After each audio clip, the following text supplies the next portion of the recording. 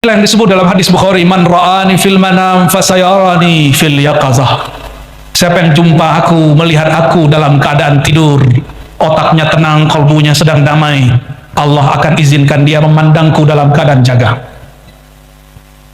Badannya jaga, tapi otaknya lebih tenang, lebih dalam, lebih damai dari orang tidur. Kita colek, dia nggak nyahut. Kenapa? Dia lagi asik di alamnya sendiri. Itu yang disebut jumpa Rasulullah SAW dalam keadaan jaga. Maka bertemu Rasulullah dalam keadaan jaga itu sangat ilmiah, bukan halu seperti yang dituduhkan orang yang sok-sok ahli berpikir. Ya, ingin jumpa Rasulullah. Kalau orang sudah kenal hakikat Rasulullah, nggak pengen minta jumpa lagi, karena jumpa tiap hari. Jumpa apa? Jumpa nurnya. Tiap hari kita jumpa. Alam ini dari nurullah, nur Muhammad. Maka kalau orang faham bab ini, dia jumpa nur Nabi Muhammad setiap saat, sallallahu alaihi wasallam. Tapi itu jumpa secara paham. Yang lebih indah itu jumpa secara zauq, secara rasa. Maka latih-latih kerinduan kepada Sayyidina Muhammad SAW. Gimana latihnya? Salawat setiap hari, jangan kurang dari 300. Kalau Habib Mahdi Segaf Nurul Iman Parung 400. Cuma untuk murid pemula dijadiin salawat tadi tuh Bib, salawat fulus, salawat Sajaratun Nuqud, itu untuk pemula.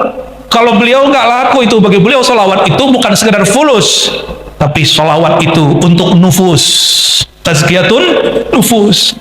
Awal-awal murid pengen dapat banyak duit, dikasih salawat. Lama-lama sudah banyak duitnya, dia masih salawat. Akhirnya dia tahu, oh duit ini ada bukan karena salawat saya aja, tapi karena Allah ingin ngasih. Cuma dulu belum siap. Sekarang setelah salawat, setelah cintanya bukan lagi kepada fulus, cintanya kepada muzakin nufus Sayyidina Muhammad SAW, baru dia dikasih. Karena Sayyidina Muhammad SAW tidak ridho orang yang salawat kepadanya cinta sama dunia.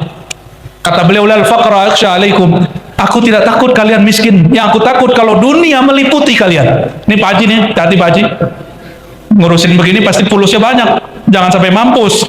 Mampus bukan bangkrut, bukan, bangkrut bisa balik. Mampus di situ, hubbul fulus. Hubbul, orang yang hubbul fulus, cinta fulus, dia mampus. Bagi Allah mudah, datengin harta itu mudah. Cuma pikiran kita yang susah. Bapak Ibu saudara-saudariku pecinta Allah, perindu Rasulullah SAW. Jika demikian, Nabi kita ini sudah tua, benar? Dulu sebelum lahir sebagai Muhammad bin Abdullah SAW, beliau sudah Nabi. Sekarang setelah 63 tahun beliau wafat, 1440. Berapa sekarang? 1440, 6 tambahinlah sama umur Nabi. Beliau tetap Nabi kita, benar nggak? Sebagaimana dulu sebelum lahir dengan fisiknya beliau seorang Nabi, sekarang walaupun fisiknya sudah ditanam beliau masih Nabi. Ya, Sayyidina Adam itu diterima taubatnya karena menyebut nama Nabi Muhammad SAW, padahal fisiknya belum lahir, nurnya sudah ada. Maka sama hari ini, siapapun yang pernah merasa ada dosa masa lalu, cara menghapusnya, katakan bihaqi Sayyidina Muhammad SAW, faghfirli, ya Allah, dengan hak Sayyidina Muhammad SAW, dengan nur Sayyidina Muhammad SAW, tolong ampuni aku, tolong beri cahaya qalbuku. Insya Allah, bahkan pasti semua dosanya diampuni. Ya, tapi diampuninya ada syaratnya, disebut taubatun nasuha. Taubatun nasuha itu apa? An-nadamu taubah, mesti nyesel.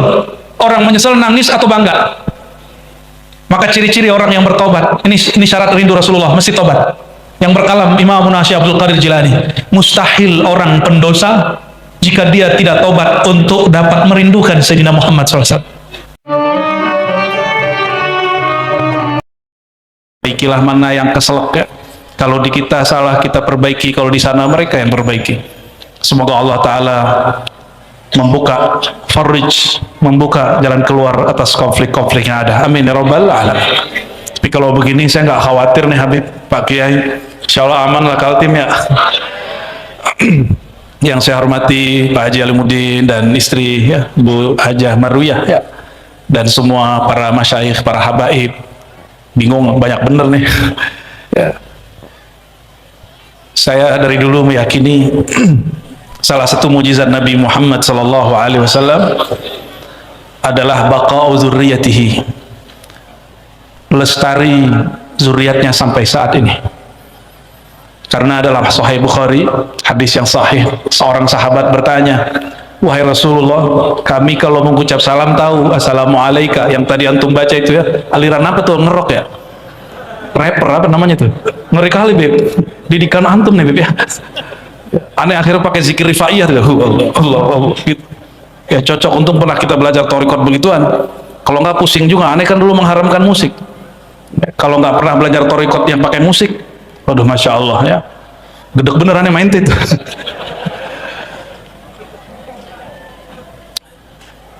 Lalu sahabatnya bertanya, ya Rasulullah, kalau ucap salam, assalamualaikum ayuhan nabi, kami sudah tahu, kami sudah baca dalam salat kami. Lalu kalau mengucap salam, solawat bagaimana wahai baginda? Kenapa bun? Wah itu salah ini nih, salah Habib tuh. Ya, protesnya mah Habib ya, kencengin lagi tat ya. Tes, sudah kenceng belum? Udah nyampe belum? Wah speakernya harus taruh di situ atuh tuh. Itu kalaupun saya berdiri gak juga nyampe ke sono.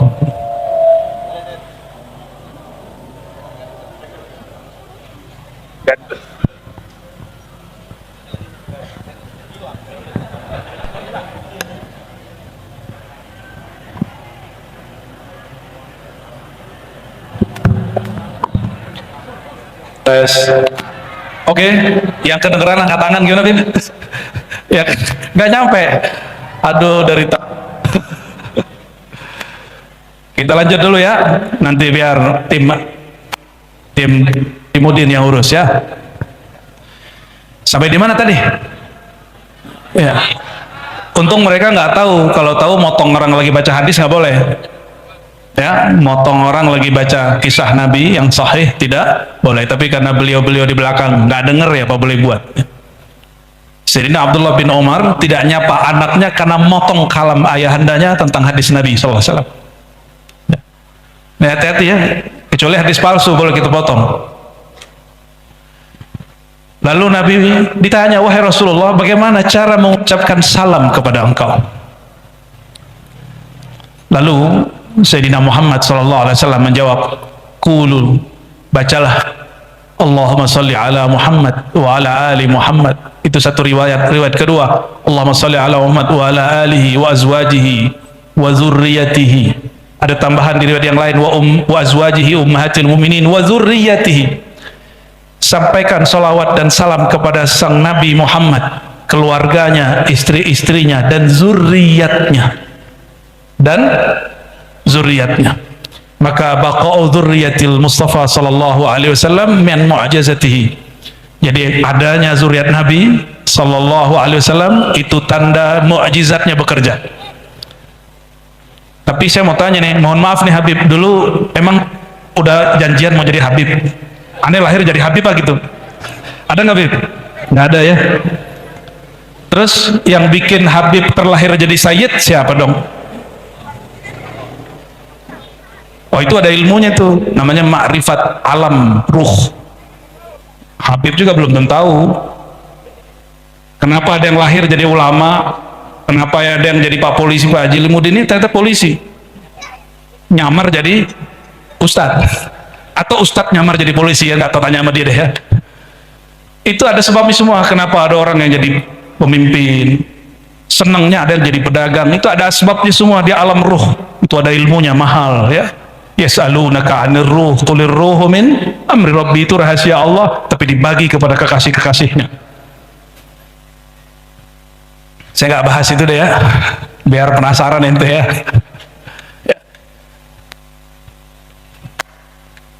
Nggak ada saya milih lahir jadi orang Indonesia, jadi orang Indonesia. Ada yang milih pengennya jadi orang Indonesia apa jadi orang Brunei? Brunei? Ah, ente nggak pernah ke Brunei sih ya. Pengen jadi orang Indonesia atau jadi orang Saudi? Saudi. Ente nggak pernah tinggal lama di Saudi, makanya ngomong begitu. Coba tanya sama beliau-beliau ini, bisa nggak buat maulid di Saudi, Habib? Bisa nggak ngerok kayak gitu? Hah? Kayak ente barusan? Nggak bisa.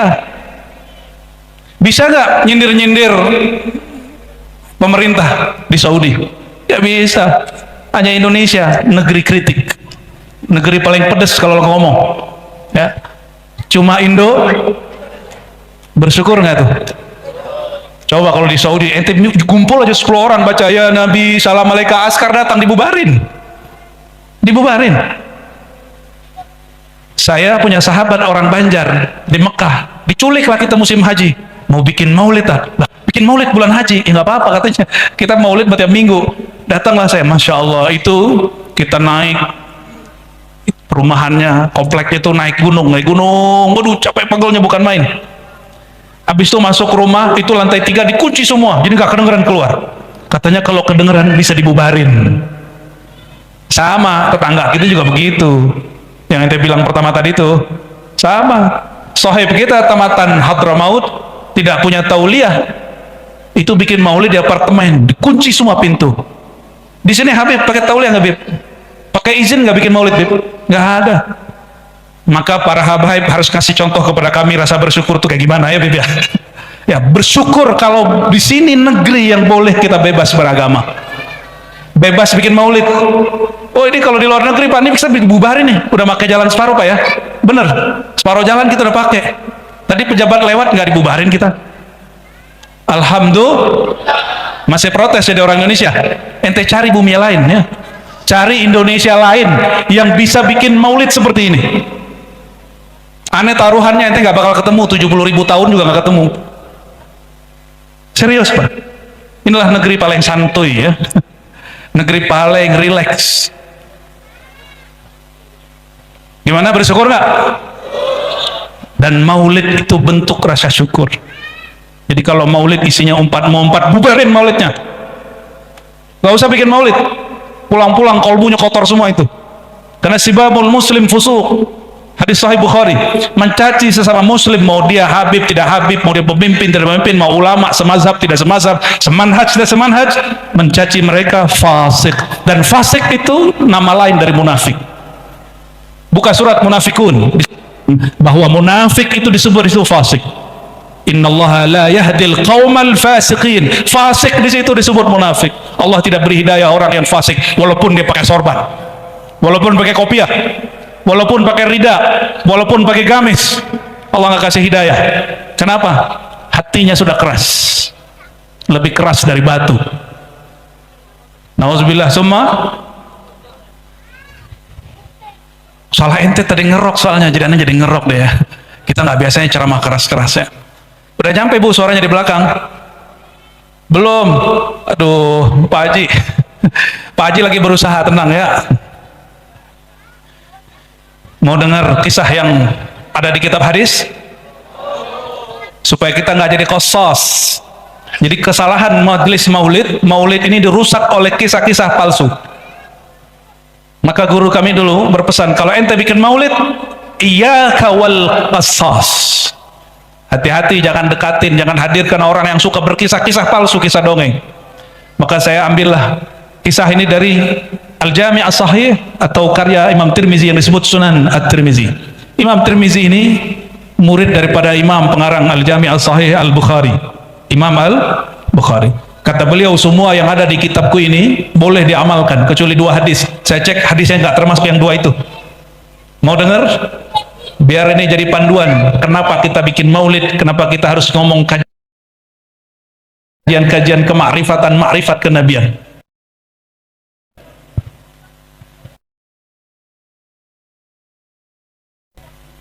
Diriwayatkan dari Sayyidina Abdullah bin Abbas radhiyallahu taala anhuma.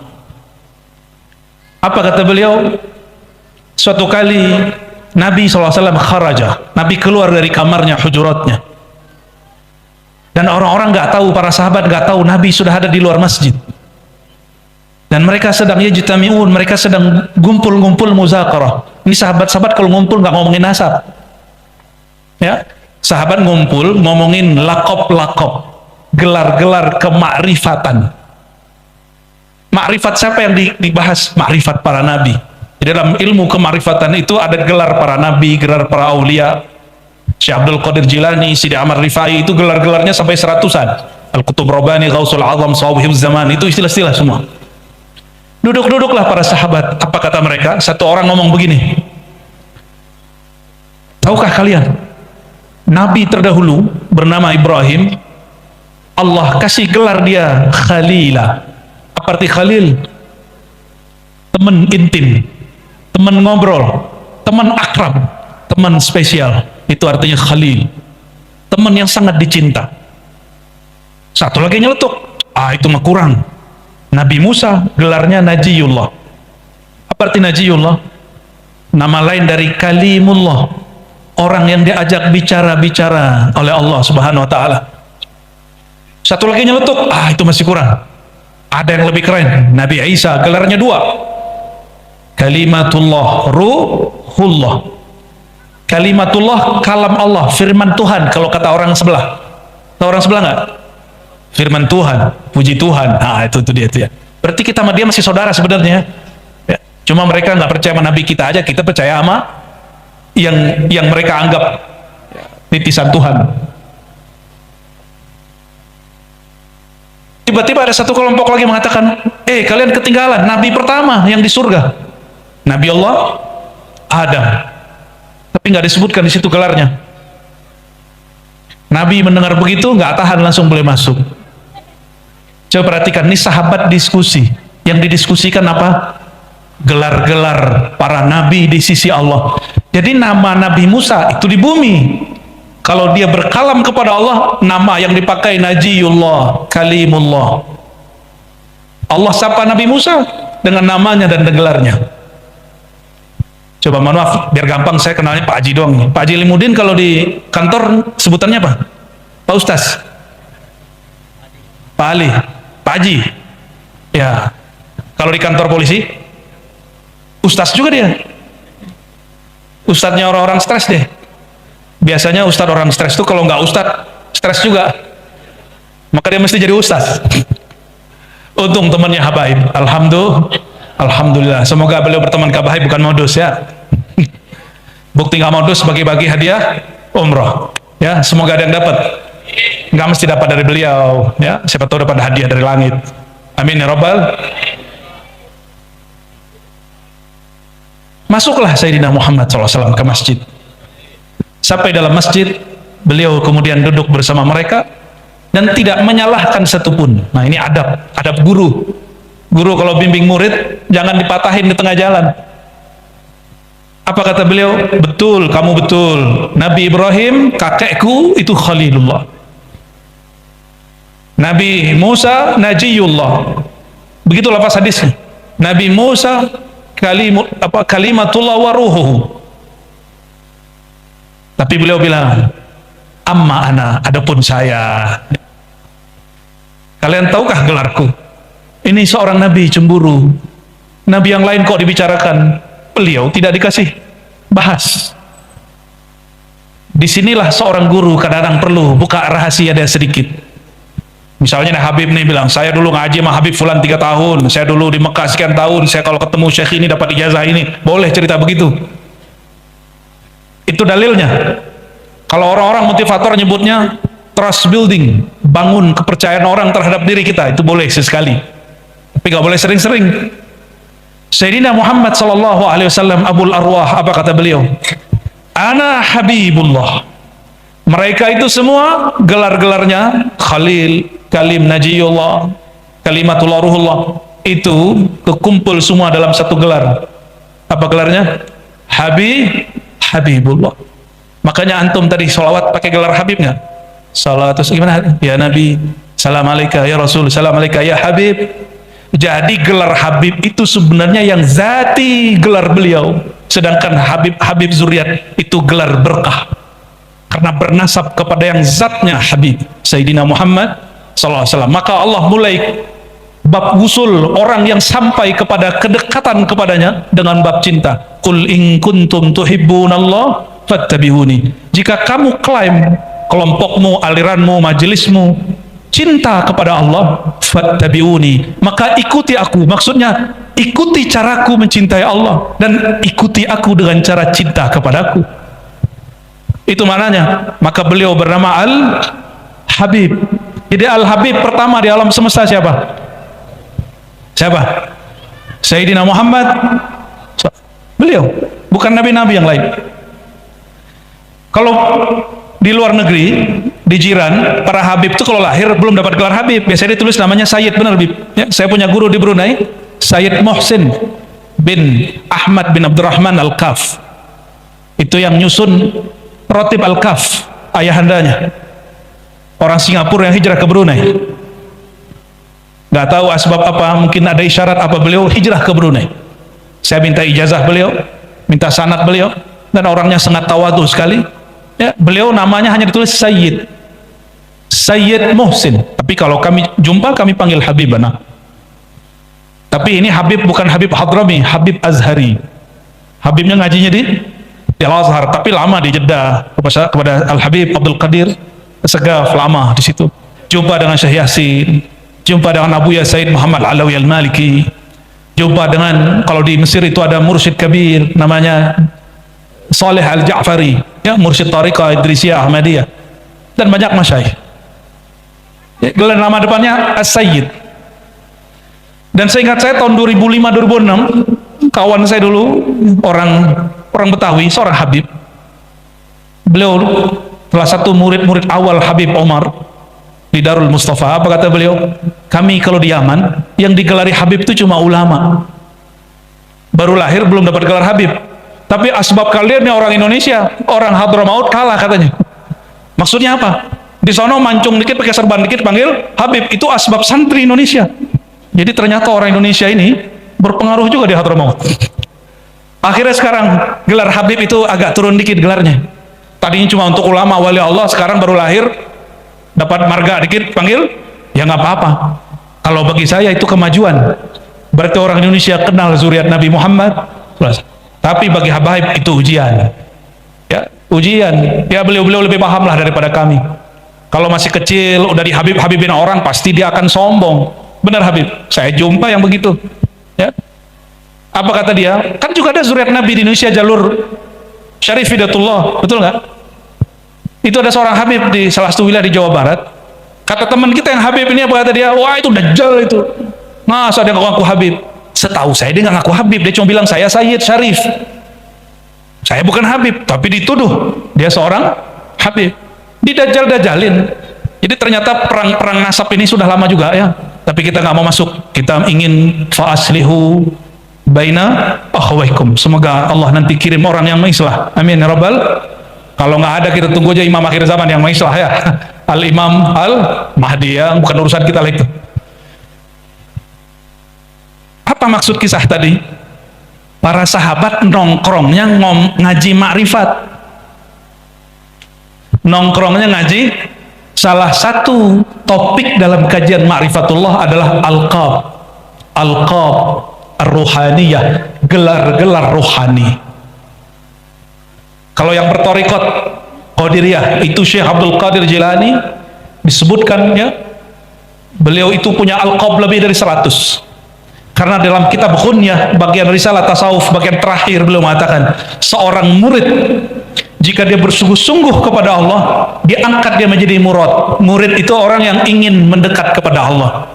Jika dia melewati sisi kediriannya, bisa melewati malesnya, membersihkan hatinya dari iri, dengki, syirik, khafi, maka Allah akan pilih dia. Maka dia diinginkan Allah. Bahasa Arabnya murad. Apa bahasa Arab diinginkan Allah? Kalau murid, orang yang ingin kepada Allah. Kalau murad, Allah yang menginginkannya, Allah yang pilih dia. Dan disebutkan dalam kitab Ghunyah, maka Allah akan memberi nama dan gelar dia dengan nama-namanya hanya Allah yang tahu, gelar-gelar hanya Allah yang tahu. Itu bukan berarti hanya Allah yang tahu dalam pengertian orang belajar bahasa Arab. Maksudnya hanya Allah yang tahu berapa banyak nama rohaninya, gelar-gelar rohaninya. Ada yang tahu nama Nabi berapa? Yang sholawat, ente tahu nama Nabi berapa? Ayo pakai mic, jawab. Ente tahu nama Nabi ada berapa?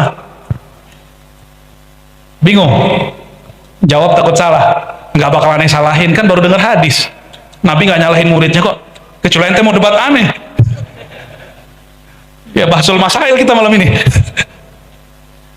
Nabi itu menyebut namanya sebagai contoh kadang 2, 3, kadang 5. Tapi namanya sangat banyak. Satu kali beliau mengatakan, ya, Ana Muhammad, Ana Ahmad, Ana Aqib. Kadang beliau menyebut nama yang lain, Ana Hashir, Ana Syafi', Ana Musyaffa', macam-macam. Kadang beliau menyebut dirinya Sayyid, Ana Sayyidu waladi Adam, Ana Sayyidu al-qawmi yawmal qiyamah. Beliau menyebut nama di hadis-hadis yang terpisah. Kadang-kadang namanya pakai jumlah, pakai kalimat panjang. Ana awal. Awal yang mana? Awalu man tunsyaq. Orang yang pertama dibangkitkan waktu semua orang belum dibangkitkan. Ana al-wasilah. Kadang beliau juga berkalam begitu. Nama beliau banyak. Ada yang tahu namanya berapa? Ada orang Banjar kan nih? Banjar. Oke, Banjar. Tahu kitab Dalail Khairat? Ente tahu Dalail Khairat? Karya siapa? Ente nyontek ya. Di situ nama Nabi ada berapa? Ente dapat hadiah ini nanti ya. Oke. Udah ambil sekarang aja deh. Ya, ada lempar ya, kotor. Allah masya. Berapa nama Nabi di kitab Dalail Khairat? 200. Bahkan nama kitab itu Dalail Khairat adalah salah satu nama baginda Nabi Muhammad SAW. Apa nama kitabnya, Pak? Dalailul, apa arti Dalailul Khairat? Dalil-dalil petunjuk-petunjuk kebaikan-kebaikan. Itu nama Sayyidina Muhammad sallallahu alaihi wasallam. Ada namanya Saifullah enggak? Cuma ridanya udah habis. Saifullah itu nama Rasulullah itu. Ada namanya Amrullah. Ada. Nabi itu juga punya nama Sahibul Izar, orang yang suka pakai sarung. Ente yang pakai sarung lagi ngamalin sunnah Nabi. Alhamdulillah. Kalau gamis ada Pak. Nama beliau dalam kitab Dalailul Khairat berapa? Itu di zamannya terkumpul segitu. Imam Jazuli ini pengamal Thariqat Syaziliyah, tapi membuat cabang baru namanya Thariqat Sholawat Jazuliyah Al-Muhammadiyah. Setelah beliau muncul Imam Suyuti menyebutkan nama baginda SAW lebih dari 700. Tapi baru-baru ini pulang dari haji, pulang dari umroh ya, Al-Fakir ketemu satu kitab ditulis orang-orang Mauritania, nama Nabi SAW yang dia kumpulkan 2000 kurang 5. Berapa? 2000 kurang 5 berarti berapa ribu tuh? 1900. Ente lolos matematika aja. Itu nama yang bisa direkap oleh seorang ulama akhir zaman. Tapi kata Imam Suyuti, ini 700-800 itu cuma yang dia dapat. Sayyidina Adam waktu dulu jalan-jalan di surga, apa kata beliau? Itu pohon-pohon akar-akar uratnya bertuliskan nama baginda Sayyidina Muhammad SAW. Itu bidadari, bukan ibu-ibu ini, bukan mbak-mbak ini belum ya. Tapi kalau ahli sholawat lebih mulia dari bidadari. Kalau sekarang mah habis makan ya bau jigong. Ya bangun tidur ya bau badannya. Sekali sebulan kedatangan tamu ya, haid, habis melahirkan nifas. Tapi kalau ahli sholawat darahnya lebih harum dari tubuh bidadari. Insya Allah. Itu yang ahli sholawat nih, bapak-bapak nih kalau ahli sholawat itu bidadari jatuh cinta mente. Serius, apalagi yang ono. Bidadari aja jatuh cinta. Itu bidadari kalau meludah ke muka bumi. Dalam hadis Sahih Muslim dikatakan la'atarat dunya wa ma fiha. Itu bumi seisinya harum. Itu cuma air ludah bidadari. Serius loh Pak. Itu berkat apa? Karena urat-urat lehernya, urat-urat di badannya bertuliskan nama Sayyidina Muhammad sallallahu alaihi wasallam. Oh berarti nama beliau banyak dan ditulis dalam berbagai macam khat kaligrafi. Allahumma salli wa sallim wa barik alaih. Fadal Habib. Habib dari tadi, dari kemarin ikut ya. Barakallahu fiik. Kalau permulaan Simtuduror ada 3 sholawat, betul? Itu kumpulan beberapa nama. Kata zuriat beliau, anak dari Sahibul Maulid, Sahib Simtuduror siapa namanya? Al-Habib. Itu Al-Habib Ali qadasallahu sirrahu. Beliau murid dari ulama Mekah namanya Said Ahmad Zaini, dahlan zuriat Sayyidina Abdul Qadir Jilani. Jadi ini Syarif, Sayyid, yang ini Habib. Sezaman dengan Habib Utsman bin Yahya Betawi. Jadi Habib Ali itu sezaman dengan Habib Utsman, sezaman dengan Syekhana Khalil Bangkalan Madura, sezaman dengan Syekh Abdul Azim orang Sumbawa, sezaman dengan Syekh Ismail dari kampung saya Minangkabau, sezaman itu orang. Al-Habib ayahnya terkenal dengan mufti, maka disebut Ibnul Mufti. dapat isyarat dari Allah, umurnya sudah sangat senior. Di atas umur 60 baru ngarang kitab Simtud Durar. Betul Habib? Di atas 60. Hadiah untuk orang-orang yang hidup di akhir zaman. Untuk kita semua. Itu di muqaddimahnya beliau ringkas ilmu ma'rifat Nur Muhammad sallallahu alaihi wasallam. Muqaddimahnya. Saya kemarin diminta oleh kawan-kawan memberi ulasan terhadap Simtud Durar karena mereka membuat terjemahan bebas. Ya. Royalitinya nggak ada. Royalitinya insya Allah syafaat Rasulullah sallallahu alaihi wasallam. Saya mulailah baca pelan-pelan, padahal udah sering baca. Tapi ketika membaca dengan hati itu lain. Di situ kita kaget-kaget. Al-Habib Ali Al-Habsyi itu menjelaskan tentang Nabi Muhammad SAW itu pernah Allah munculkan di rahim dunia. Ada istilahnya begitu. Jadi sebelum lahir di alam semesta ini, itu nurnya ditebar di dunia, di alam. Habis itu baru kemudian diciptakan, ya, diciptakan nur. Nabi Adam belum ada. Saya baru fahamlah cara menjelaskan hadis Nabi di hadis Imam Tirmizi, hadisnya sahih. Ini hadis sahih, kajian Nur Muhammad itu hadisnya sahih. Cuma ada hadis yang palsu juga. Apa kata beliau ketika ditanya oleh para sahabat? Qala Abu Hurairah, ya. Qalu, para sahabat bertanya, ya Rasulullah, mata kunta nabiyya? Kapan engkau telah diangkat menjadi nabi? Ayo, kapan angkat? Umur berapa? Umur berapa? Ya salam. Ini nggak update ini ya. Ini nggak ikut kajian aneh berarti ini. 40. Astagfirullah.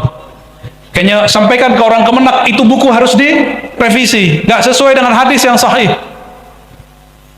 Hadis yang sahih, riwayat Imam Tirmizi, beliau jawab, aku jadi nabi. Wa Adam bainar ruhi wal jasad. Adam belum ada. Masih di alam trans antara ruh dan jasad, belum ditiup ruhnya kepada jasadnya. Beliau sudah diangkat jadi nabi. Maka dalam hadis Imam Al-Baihaqi, Imam Hakim, Imam Abu Nuaim dengan sanad yang sahih beliau mengatakan, kuntu awwalan nabiyyin. Aku adalah nabi pertama, bukan Nabi Adam, bukan Nabi Nuh. Ada yang bisa melawan hadis ini? Coba yang bikin sejarah kebudayaan Islam itu harus dibenarkan itu, harus dilurusin itu. Kita udah kowar-kowar begini dari sebelum pandemi, kayaknya nggak ada perubahan. Menteri agama, menteri pendidikannya harus ganti sama agamanya. Ya. Tapi yang nulis bukan menteri agama ya. Menteri agama ya, harus bilang kepada penulis, kalian kaji ulang. Kalau nggak kita cariin orang yang nulis, ya. Kita cariin orang yang nulis, yang ngerti tentang ma'rifat awal nubuwah, pengetahuan tentang awal kenabian. Berarti Nabi Muhammad umurnya udah berapa itu ya? Ada yang sudah tahu umur batu bara di Kaltim? Ada yang tahu nggak? Oh, dicek ada ketemu. Batu bara Kaltim salah satu batu bara tertua di bumi. Makanya sampai sekarang dikeruk. Udah berapa ganti presiden belum juga habis tuh. Bener nggak? Untung yang ngeruk masih orang Indonesia ya. Coba kayak Papua, habis sudah. Kalau orang Indonesia kan balik-baliknya jadi maulid ya. Jalannya bagus. Maka kepada yang tukang tambang, ini hati-hati. Zakatnya 20%. Dengerin yang tukang tambang, pengusaha tambang, zakat ente 20%. Sebarkan di majelis-majelis maulid, sebarkan di majelis-majelis pesantren, sebarkan kepada fuqara masakin, bikinin jalan untuk orang-orang yang sedang jalan. 20% itu kok bisa? Kan usaha saya banyak loh. Emang ente pernah bikin batu bara? Kenapa petani cuma 5-10%? Petani itu dia nanam, bener nggak? Dia yang pupuk. Hei, para pengusaha batu bara, pernah nggak ente mupuk batu bara? Pernah nggak? Nggak pernah. Buka lahan, ambil. Itu doang. Ya, saya kan ada modal. Iya, modal ente besar, tapi hasilnya kan lebih besar. Itu milik Allah itu. Dan Allah hanya mau jika itu dibagi kepada kekasih-kekasihnya, hamba-hambanya. Ya. Maka semoga pemerintah kita ke depan itu buka untuk pribumi lebih banyak yang urus. Amin. Jadi walaupun saya mau ketawa, izin tambang dikasih ke ormas, tapi saya senang juga. Ya, biar belagu di jalan aja tuh ya. Bertarung nih di sana. Coba umur batu bara di Kaltim nih, ada yang tahu? Di Banjar tahu? Info terakhir yang saya dapat, ada satu tempat umurnya 12 juta tahun. Ada yang lebih. Berapa? Umurnya berapa? Berarti bumi kita lebih tua dari Nabi Adam. Nabi Adam yang kita sering bahas. Tapi Nabi Adam ini kan juga banyak. Adam kita itu Adam yang terakhir. Ini kajian baru nggak? Enggak, di kitab ada semua. Cuma ente nggak baca. Ya, Adam itu juga ada berapa generasi Adam. Adam kita ini Adam 7.000 terakhir. Antara Sayyidina Adam dan kita hampir 7.000 tahun. Sedangkan bumi Borneo ini, batu bara, itu kan dulu fosil-fosil pohon, hewan. Umurnya berapa tahun? Lebih dari 12 juta ribu. Wallahu alam. Ya, itu ada ilmunya cara ngeceknya. Kalau pakai mata nggak kelihatan, pakai kasaf nggak bisa. Maksudnya apa kita sebut begini? Nabi Muhammad lebih tua dari itu. Nabi Muhammad Sallallahu Alaihi Wasallam lebih tua dari itu. Maka Maulana Syekh Al-Qutub Rabbani, Syekh Abdul Qadir Jilani, yang nama beliau jadi inspirasi daripada Al-Habib Ali, ngasih nama cucunya Al-Habib Abdul Qadir bin Muhammad. Ada yang pernah dengar? Jadi ilmu beliau sebagian besar turun juga kepada cucunya, namanya Al-Habib Abdul Qadir bin Muhammad bin Ali Al-Habsyi. Saya ngambil sanad ke murid Al-Habib Abdul Qadir, sanad Simtud Duror yang antum baca itu, ya. Jadi sanad saya ada yang lewat Solo tapi nazil, sanadnya panjang. Kalau lewat ini lebih pendek. Beliau seorang Habib, ini mohon maaf nih Habib Ali Al-Habsyi, beliau juga berthariqah Qadiriyah selain Ba'alawi, selain Syazili. Jadi beliau juga senang berthariqah Qadiri. Maka saya nggak suka ada Habib bentur-benturin thariqat Naqsyabandi, Qadiri dengan Ba'alawi. Karena di Al-Manhaj As-Sawi dikatakan setiap Ba'alawi Syazili, betul nggak? Setiap Ba'alawi, thariqah Ba'alawi Syazili. Jadi kita nggak usah bentur-benturin, thariqat itu bersaudara. Cuma kalau mazhab ada 4 yang masyhur, kalau thariqah lebih dari 100. Jika di mazhab kita beda cara sholat sama orang beda mazhab, gak ada masalah. Apalagi dalam thariqah. Dalam thariqah akan banyak perbedaan. Cara zikirnya udah beda. Ada zikir, kalau guru saya thariqat Naqsyabandiyah Khalidiyah, haram pak pakai musik. Haram pakai musik kalau sholawat. Bagi dia musik akapela. Tapi saya pernah ngaji sama Ustadz Wahabi dulu, dia bilang akapela itu niru Nasrani katanya.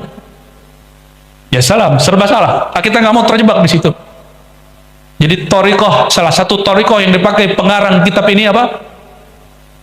Al-Qadiriyah. Kalau di kalangan Sadah Ba'alawiyah mungkin yang masyhur Al-Habib siapa? Faqih Muqaddam, ya, yang lagi rame nih Mi'raj 70 kali gitu ya.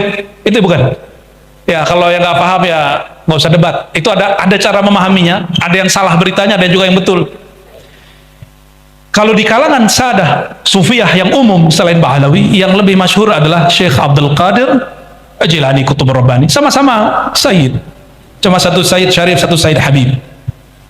Syekh Abdul Qadir Jilani dalam ilham yang dia terima, dia berjumpa dengan rohani Rasulullah SAW, dan ini disebutkan dalam kitabnya.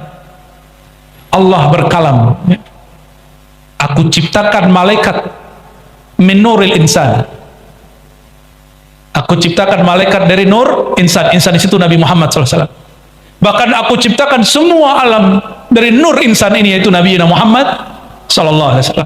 Jadi mohon maaf ini tolong diluruskan, ini beberapa kitab-kitab ma'rifat pengarangnya bukan ahli hadis, sehingga yang menyebutkan hadis mimpi dengan hadis itu harus diperjelas.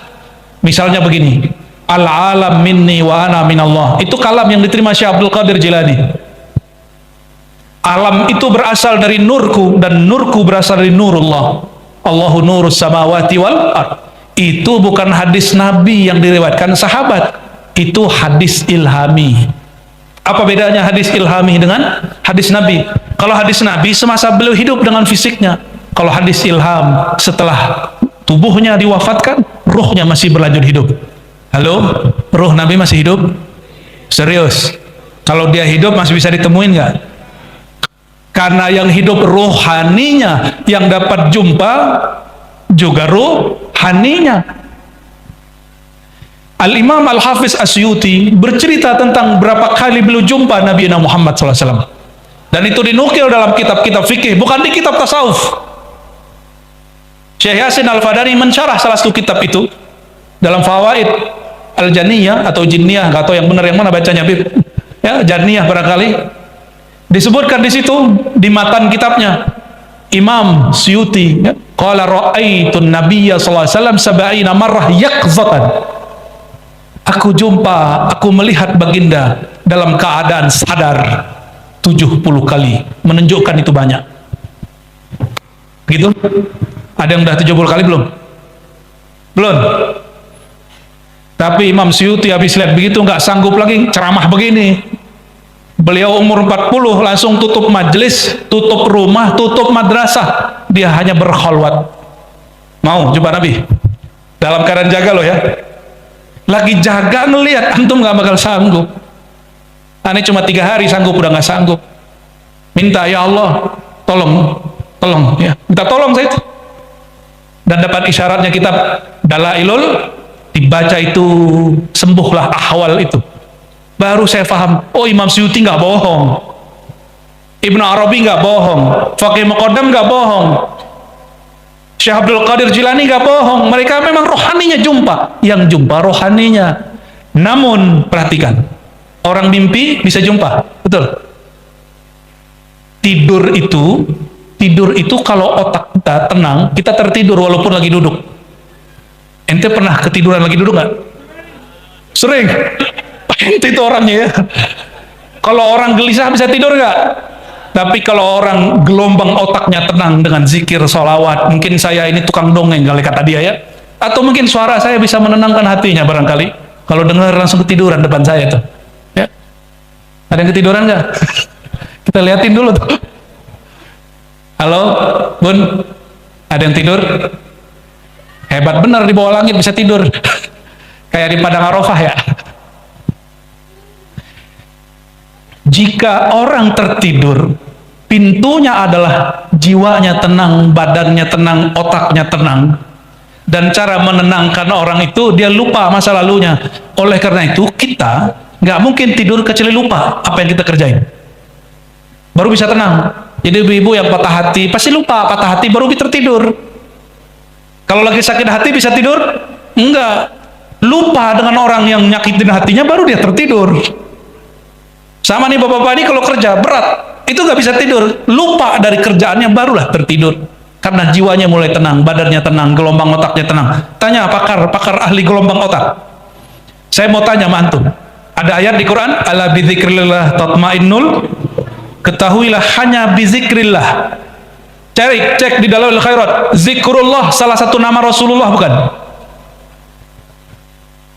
Ala, ketahuilah bizikrillah. Kalau terjemahan kemana? Dengan zikrullah, dengan menyebut Allah hati tenang. Tapi kalau orang ngerti ma'rifat al-Muhammadiyah, mengerti Muhammad SAW hakikatnya apa? Baca Dalail Khairat dengan benar. Salah satu nama beliau adalah zikrullah. Salah satu nama Nabi Muhammad. Maka ahli ma'rifat kalau nerjemahin surat Ar-Ra'd itu gimana? Ketahuilah dengan terhubung hatimu kepada rohani Sayyidina Muhammad yang bernama bergelar zikrullah, hatimu tenang. Percaya? Makanya Bapak Ibu kalau dengerin sholawat ketiduran nggak? Bisa ketiduran. Cuma kalau sholawat pengajian jangan tidur ya. Nanti ente ngeliat Nabi lagi. Para wali Allah, dia tidak perlu tidur untuk tenang. Mereka itu bisa sampai kepada ketenangannya, kedamaian orang tidur, matanya masih melek. Paham maksudnya? Kita ini, kalau tidur, otak kita tenang gitu. Ketenangan itu dicapai oleh kekasih-kekasih Allah dalam keadaan matanya melek. Kita sebut jaga. Di saat itulah para kekasih-kekasih Allah, baik dulu, sekarang, sampai akhir zaman, diizinkan berjumpa Rasulullah SAW. Yang jumpa rohaninya, matanya lagi jaga. Paham maksudnya? Itu yang dimaksud berjumpa Nabi dalam keadaan jaga. Bukan berarti Nabi berfisik di depan kita, enggak. Dipahami begitu juga ada ilmunya. Ada juga bab ilmu itu, tapi nggak boleh juga dibuka di sini. Itu baca kitab Al-Insan Al-Kamil namanya. Ya, ada pembahasan itu. Inilah yang disebut dalam hadis Bukhari, man ra'ani fil manam fasayarani fil yaqazah. Siapa yang jumpa aku, melihat aku dalam keadaan tidur, otaknya tenang, kalbunya sedang damai, Allah akan izinkan dia memandangku dalam keadaan jaga. Badannya jaga, tapi otaknya lebih tenang, lebih dalam, lebih damai dari orang tidur. Kita colek, dia nggak nyahut. Kenapa? Dia lagi asik di alamnya sendiri. Itu yang disebut jumpa Rasulullah SAW dalam keadaan jaga. Maka bertemu Rasulullah dalam keadaan jaga itu sangat ilmiah, bukan halu seperti yang dituduhkan orang yang sok-sok ahli berpikir. Ya, ingin jumpa Rasulullah. Kalau orang sudah kenal hak Rasulullah, nggak pengen minta jumpa lagi, karena jumpa tiap hari. Jumpa ya apa jumpa? Jumpa nurnya. Tiap hari kita jumpa. Alam ini dari nurullah, nur Muhammad. Maka kalau orang faham bab ini, dia jumpa nur Nabi Muhammad setiap saat. Sallallahu alaihi wasallam. Tapi itu jumpa secara paham. Yang lebih indah itu jumpa secara zauq, secara rasa. Maka latih-latih kerinduan kepada Sayyidina Muhammad SAW. Gimana latihnya? Salawat setiap hari, jangan kurang dari 300. Kalau Habib Mahdi Segaf Nurul Iman Parung 400. Cuma untuk murid pemula dijadiin salawat tadi tuh Bib, salawat fulus, salawat Sajadatun Nuqud, itu untuk pemula. Kalau beliau nggak laku itu, bagi beliau salawat itu bukan sekedar fulus, tapi salawat itu untuk nufus, tazkiyatun nufus. Awal-awal murid pengen dapat banyak duit, dikasih salawat. Lama-lama sudah banyak duitnya, dia masih salawat. Akhirnya dia tahu, oh duit ini ada bukan karena salawat saya aja, tapi karena Allah ingin ngasih. Cuma dulu belum siap. Sekarang setelah salawat, setelah cintanya bukan lagi kepada fulus, cintanya kepada muzakkin nufus Sayyidina Muhammad SAW, baru dia dikasih. Karena Sayyidina Muhammad SAW tidak ridho orang yang salawat kepadanya cinta sama dunia. Kata beliau, lal faqra akhsha alaikum, aku tidak takut kalian miskin, yang aku takut kalau dunia meliputi kalian. Ini Pak Haji nih, hati Pak Haji, ngurusin begini pasti fulusnya banyak, jangan sampai mampus. Mampus bukan bangkrut, bukan bangkrut bisa balik. Mampus di situ hubbul fulus. Hubbul, orang yang hubbul fulus, cinta fulus, dia mampus. Bagi Allah mudah, datengin harta itu mudah. Cuma pikiran kita yang susah. Bapak Ibu saudara-saudariku pecinta Allah, perindu Rasulullah SAW. Jika demikian, Nabi kita ini sudah tua, benar? Dulu sebelum lahir sebagai Muhammad bin Abdullah SAW, beliau sudah Nabi.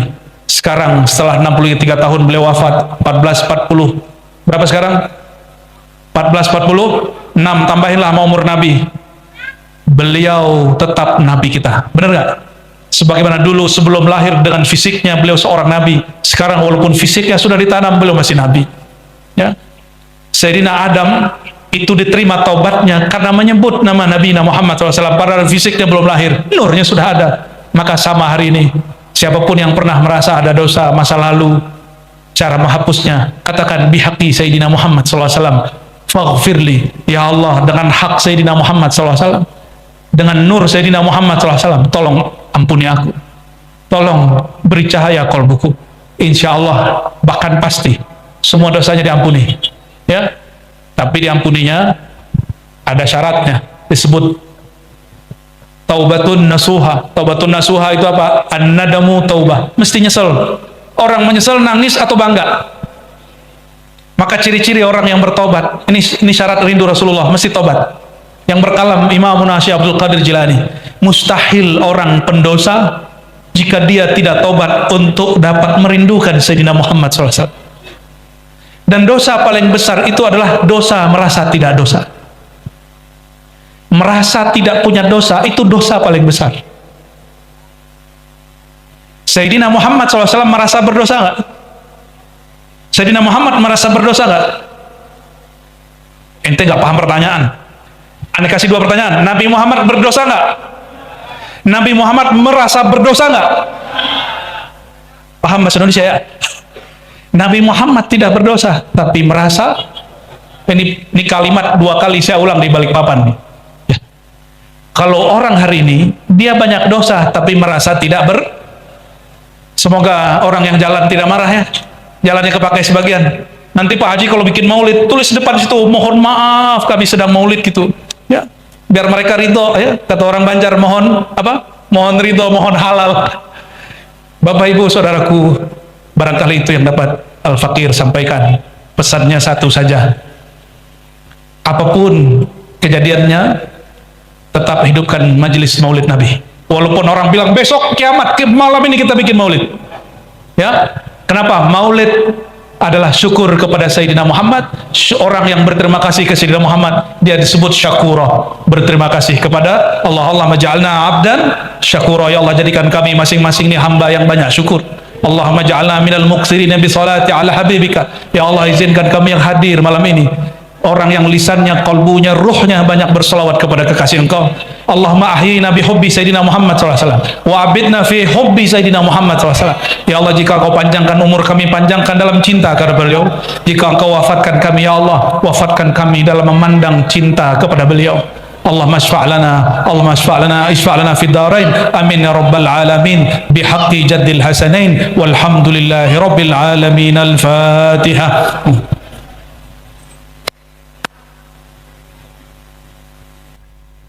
Wassallallahu ala sayyidina Muhammad. Subhanakallahumma wa bihamdika asyhadu an la ilaha illa anta astaghfiruka wa atubu ilaik. Dusturi ya Rasulullah. Assalamualaikum warahmatullahi wabarakatuh.